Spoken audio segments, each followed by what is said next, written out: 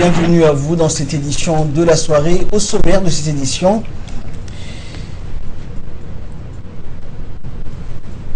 l'Assemblée nationale, durant sa séance plénière qui s'est tenue ce matin, adoption de 4 projets de loi dans la ratification d'un accord pour la construction de logements sociaux.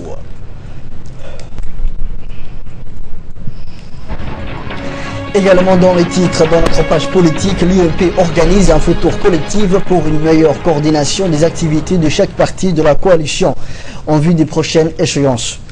Merci d'être avec nous. Séance de travail des teneurs de l'UMP après le faux tour collectif au siège central Al-Hadi Hassan Bouled. Les teneurs de l'UMP ont été conviés hier à un faux tour collectif pour la rupture du jeûne suivi d'une séance de travail au siège central du parti RPP. Étaient présents lors de cette réunion de travail les dirigeants des partis qui composent la coalition de l'UMP, dont notamment le président de l'UMP, Abdelkader Kamil Mohamed, et vice-président du RPP, le premier vice-président de l'UMP, également président du FRUT, le président du PND, un représentant du PSD, le président de l'UPR, ainsi que plusieurs membres des instances dirigeantes de partis membres de la coalition UMP. Et prenant la parole, Abdelkader Kamil Mohamed, président de l'UMP, a rappelé la nécessité de coordonner les activités propres à chaque parti. Il est évident qu'au vu des échéances à venir, il est primordial que nous mettions en commun nos campagnes sectorielles propres à chaque parti, a-t-il souligné. L'objectif principal étant de commencer dès à présent à travailler ensemble pour qu'au jour J sur le terrain, notre campagne commune soit orchestrée d'une manière harmonieuse et sans la moindre accroche, a poursuivi le président de la coalition. En fin de séance, un calendrier de rencontres entre les dirigeants de l'UMP ainsi qu'une tournée commune furent décidés. Et pour rappel, l'UMP est une coalition des partis politiques djiboutiens regroupant en son sein les partis RPP, FRUT, PND, PSD et UPR, partageant une vision politique commune axée sur le développement de la République de Djibouti. Le président de l'Assemblée nationale, Mohamed Ali Ahmed, a présidé ce mardi la 6e séance publique de la première session ordinaire de la 7e législature de l'année 2015 qui s'est déroulée dans l'hémicycle de l'Assemblée nationale et a procédé à la cérémonie également de clôture de cette session. Cette séance a vu la participation du Premier ministre Abdelkader Kamil, des membres du gouvernement ainsi que de l'ensemble des parlementaires. Au cours de cette séance, l'Assemblée a délibéré sur 4 projets de loi, à savoir un projet de loi numéro 115 portant création de l'Agence nationale du système d'information de l'État, un projet de loi numéro 115 portant approbation des comptes financiers de l'ONEAD pour l'exercice 2011, un projet de loi numéro 112-15 portant approbation des comptes financiers de l'ONEAD pour l'exercice 2012. Un projet de loi numéro 103-15 portant ratification de l'accord de financement de la construction de logements sociaux. Concernant les différentes lois soumises à l'approbation, les élus du peuple n'ont pas manqué d'engager un débat houleux avec le gouvernement qui, de son côté, a fourni des réponses détaillées aux différentes préoccupations formulées. Au terme de discussion, les élus du peuple ont adopté les 4 lois à la majorité de voix. Et avant de lever la séance, le président de l'Assemblée nationale, Mohamed Ali Ahmed, a prononcé un important discours en clôture des travaux de la première session ordinaire au titre de l'année 2015. Le président Mohamed Ali a fait le bilan des principales activités du Parlement durant cette année. Il s'agit notamment de la signature de l'accord cadre entre le gouvernement et la coalition de l'opposition, l'USN, pour le renforcement de notre jeune démocratie. Il a aussi abordé la loi d'amnistie et le statut de l'opposition. On l'écoute. Mes chers collègues, au moment où je clôt cette première session au titre de l'année 2015, je ne saurais oublier d'évoquer les activités de la commission parlementaire paritaire mandatée par les signataires de l'accord cadre signé le 30 décembre 2014, en l'occurrence le gouvernement et l'Union pour le salut national. Tout d'abord, je réitère mes appréciations du choix de cet hémicycle par les 2 partis pour leur discussion en vue de renforcer notre jeune démocratie. Ensuite, j'exprime ma satisfaction des premiers résultats des travaux de cette commission. Il s'agit de la loi d'amnistie que nous avons eu tout dernièrement à adopter ici. Il s'agit aussi du statut des partis de l'opposition, un point sur lequel un consensus est dégagé. Il ne reste plus maintenant que les juristes mettent en forme la loi y relative pour y valider par la commission est transmise au président de la République pour approbation en Conseil des ministres et pour transmission à l'Assemblée nationale pour adoption.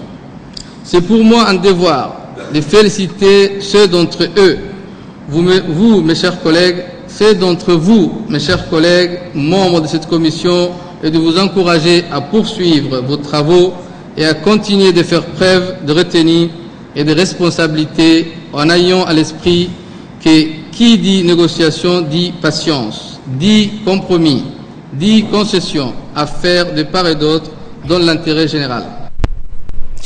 Et toujours en nouvelle nationale, le ministre de la Santé, Dr Kassim Issa Ousmane, accompagné du directeur technique du secrétariat exécutif, Dr Merike Mohamed Moussa, prend actuellement part à la 36e réunion du Conseil de coordination du programme de l'ONU-SIDA qui se tient à Genève en Suisse du 28 juin au 2 juillet 2015. Réagissant au discours d'ouverture de son directeur exécutif, Michel Sidibé, le ministre de la Santé a remercié l'ONU-SIDA pour les avancées significatives enregistrées dans la lutte contre l'épidémie du VIH-Sida dans le monde et a souligné la nécessité de capitaliser sur ces réussites pour un impact maximum et pérenne. Le ministre a également saisi l'opportunité de son intervention pour faire part de sa satisfaction de voir inscrit le VIH dans le contexte d'urgence à l'ordre du jour des discussions thématiques.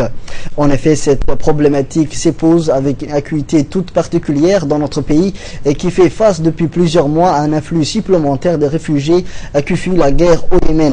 Dans cette optique, Dr Kassim Issa Ousmane a souligné la nécessité d'approches innovantes et synergiques pour répondre de façon complète et intégrée aux besoins spécifiques de ces populations hautement vulnérables. Il a noté que notre pays a été invité à présenter le 2 juillet prochain son expérience en termes d'accès universel et de lutte contre la stigmatisation et la discrimination à l'endroit des populations clés et des migrants. Autre nouvelle du pays, le concours régional de lecture et de mémorisation des Saint-Coran organisé par le ministère des Affaires musulmanes, de la Culture et des Biens Waqf se poursuit pour la 2e journée consécutive. Outre Djibouti, les candidats au concours coranique organisé sous le haut patronage du président de la République sont originaires de plusieurs autres pays, dont le Soudan, le Comore, la Tanzanie, l'Ouganda et le Kenya, l'Éthiopie, la Somalie et le Yémen. Et le concours va se dérouler durant 4 jours au Palais du Peuple. Et les organisateurs, dont le directeur des affaires musulmanes, sont intervenus ce matin dans la rubrique Focus des journaux télévisés du matin pour vulgariser et sensibiliser notamment le plus grand nombre et l'opinion nationale et régionale sur ce genre de concours coranique. Et cette année, 2 filles, une djiboutienne et une yéménite, s'efforceront d'être les meilleures en matière de mémorisation du Saint-Coran ainsi que dans le domaine de la diction et les prestations vocales sous la supervision des juges. Notons également que durant la rubrique Focus de ce matin a été aussi évoquée la valorisation de ce concours organisé chaque année à Djibouti en donnant la chance aux lauréats djiboutiens d'accéder aux ondes de la radio et de la télévision. Les finalistes du concours seront récompensés par les prix du chef de l'État Ismaël Omar Guelleh qui parraine chaque année ce concours coranique. Le 38e anniversaire de la commémoration de la fête de l'indépendance s'est déroulé dans la joie et l'allégresse à Yoboki, dans la région de Dikil. La cérémonie a vu une forte participation de la population de Yoboki en présence des parlementaires du section, dont Ahmed Mohamed Ali et Abdelkader Mohamed Moussa.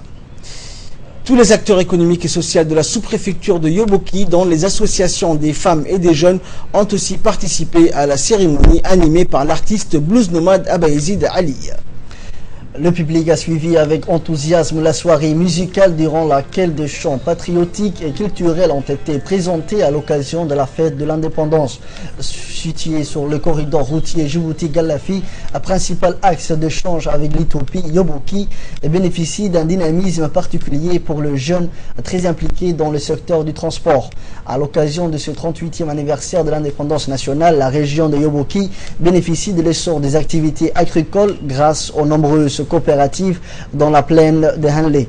La présidente de l'association de femmes Medina Mohamed Youssouf a souhaité une joyeuse fête de l'indépendance à tous les Djiboutiens. Le député Ahmed Mohamed Ali et le sous-préfet de Yobouki, Adou Saman Lessé, ont rappelé la manière courageuse et patriote de l'accession de notre pays à son indépendance qui a été un moment fort pour la population de Yobouki ainsi que tous les Djiboutiens. Cet événement a rassemblé dans la joie et l'allégresse l'ensemble des Djiboutiens dans un esprit de cohésion sociale et d'une unité dans un sentiment de valeurs patriotiques partagées. Toujours dans la festivité de la fête nationale, la localité de Holhol a également observé des festivités similaires quant à la commémoration du 38e anniversaire de l'indépendance nationale.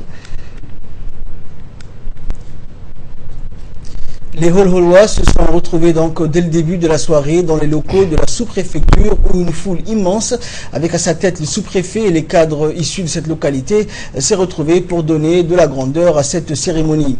Ainsi, de nombreuses personnalités, dont le sous-préfet, la présidente de l'UNFD de Holhol, Fatouma Ahmed, et le député Mohamed Ali se sont succédés au micro, retraçant l'historique de l'indépendance et les grands projets de développement que la localité a eu la chance d'abriter. Festivité également de l'indépendance nationale observée dans la localité de Ali Addé dans la région d'Ali Sabir. Une soirée culturelle de la fête commémorative de l'indépendance nationale s'est déroulée dans la soirée du 26 devant les bureaux de la sous-préfecture de Ali Addé. Les festivités ont été marquées par la participation de nombreuses personnalités issues de la localité. Au programme de ces soirées riches en couleurs, un spectacle varié composé d'animations musicales ainsi que de danses et chants folkloriques à la gloire de l'indépendance nationale interprétés par les artistes d'Ali Addé. Et à minuit, c'est sous un ciel orné de lumières multicolores qu'a retenti l'hymne national entonné par toute la foule qui s'est levée dans un élan patriotique pour saluer la levée du drapeau national. L'actualité de ce soir est aussi l'association Ribou en partenariat avec l'agence de développement social a organisé hier à Obok une marché contre le paludisme et il a été procédé par la suite à une distribution générale des moustiquaires. De nombreux habitants du chef-lieu de cette région ont participé à cette marche contre le paludisme et environ 1000 familles ont bénéficié de ce don de moustiquaires offert par l'association Ribou d'Obok. Et cette cérémonie a vu la participation de Hasna Hussein, présidente de l'association Ribou, du secrétaire général du conseil régional Abdou Mohamed ainsi que du représentant de la société civile. À cette occasion, les heureux bénéficiaires n'ont pas manqué de remercier l'association Ribou pour ce geste louable en ce mois béni du Ramadan. Et en nouvelle du monde, l'Égypte promet une législation plus dure après l'assassinat du procureur général. Le président égyptien Abdel Fattah al-Sisi a promis aujourd'hui mardi une législation plus dure pour lutter contre le terrorisme au lendemain de la mort du procureur général du pays dans un attentat à la pompe spectaculaire. Hier, le procureur général d'Égypte a succombé à ses blessures quelques heures après un attentat visant son convoi dans un quartier huppé de la capitale égyptienne. Depuis que Al-Sisi, alors chef de l'armée, a destitué le président élu démocratiquement par le peuple, Mohamed Morsi, en juillet 2013, des groupes djihadistes ont multiplié les attentats visant les forces de l'ordre, disant agir en représailles à la sanglante répression qui s'est abattue sur le pro-Morsi.